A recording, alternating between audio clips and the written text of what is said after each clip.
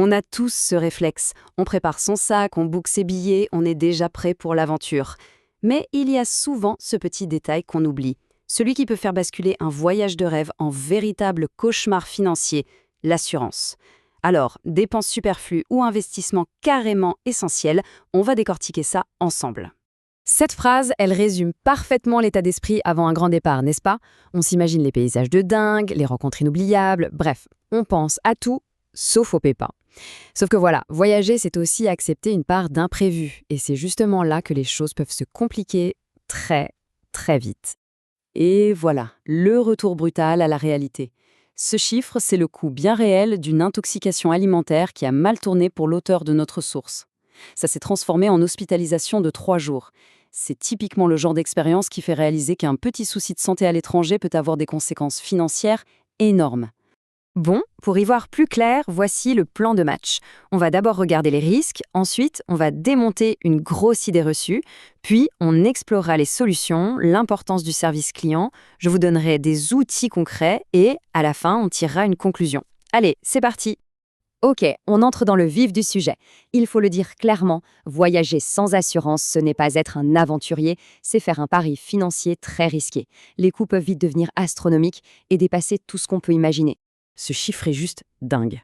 10 000 $ pour une seule journée. C'est le prix d'une voiture pour 24 heures de soins.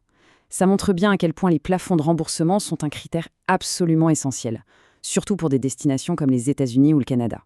Et ce n'est pas tout, parce que tomber malade, c'est une chose, mais devoir être rapatrié en est une autre.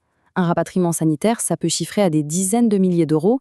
Honnêtement, c'est une somme que très peu de gens peuvent sortir de leur poche comme ça. Allez, passons maintenant à l'erreur la plus courante, celle qu'on a presque tous faite un jour. Penser que sa carte bancaire Gold ou Premier suffit. Beaucoup de voyageurs se reposent là-dessus, mais en réalité, les contrats sont souvent bien plus restrictifs qu'on ne le croit. Alors, le point crucial, c'est de bien comprendre ces 3 faiblesses. D'abord, la durée, 90 jours, ça exclut d'office tous les longs séjours. Ensuite, les plafonds, souvent trop bas pour les pays où les soins coûtent un bras. Et enfin, les franchises, c'est-à-dire la somme qui reste à payer de sa poche quoi qu'il arrive. Ces cartes sont une bonne base, mais c'est rarement une protection complète. Et c'est là que des assureurs spécialisés, comme Chapka, entrent en jeu. Leur grande force, c'est vraiment la modularité. Ils ne proposent pas un contrat fourre-tout, mais des formules qui sont vraiment pensées pour chaque type de projet de voyage. Ça, c'est leur produit phare pour les vacances, on va dire classiques.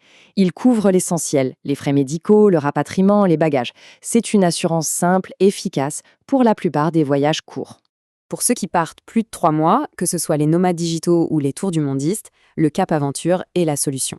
Et son gros avantage, c'est qu'on peut même y souscrire alors qu'on est déjà sur la route. Plutôt pratique. On passe au Cap Working Holiday. C'est un incontournable pour tous ceux qui partent avec un permis de vacances-travail, le fameux PVT. Que ce soit pour l'Australie, le Canada ou ailleurs, ce contrat a la réputation d'être l'un des plus compétitifs du marché, parce qu'il est vraiment taillé sur mesure pour cette expérience.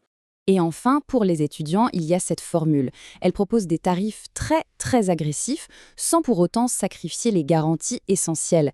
Et ça, c'est souvent une condition indispensable pour faire valider son visa d'études. Mais bon, une assurance, ce ne sont pas que des chiffres et des lignes de contrat.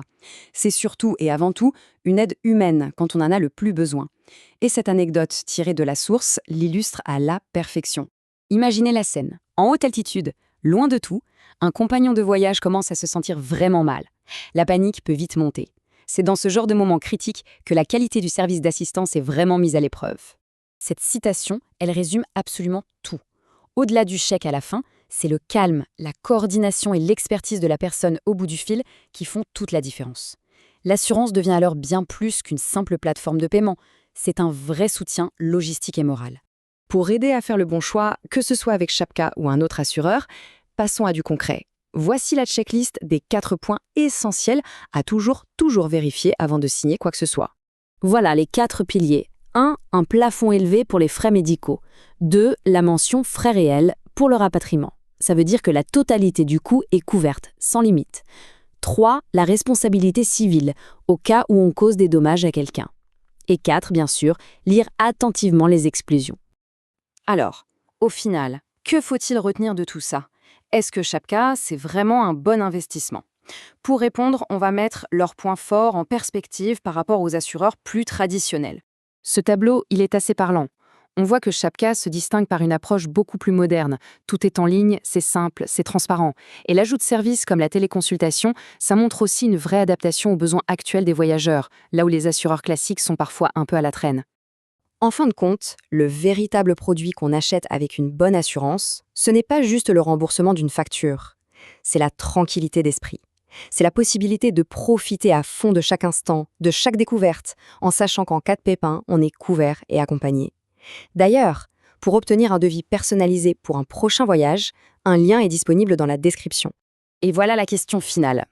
L'assurance voyage n'est pas une dépense, c'est un investissement dans sa propre sérénité. C'est ce qui permet de transformer un imprévu non pas en cauchemar, mais en une simple anecdote à raconter. La question n'est donc pas tant de savoir si on peut s'en passer, mais plutôt quel prix on est prêt à mettre pour voyager l'esprit totalement libre.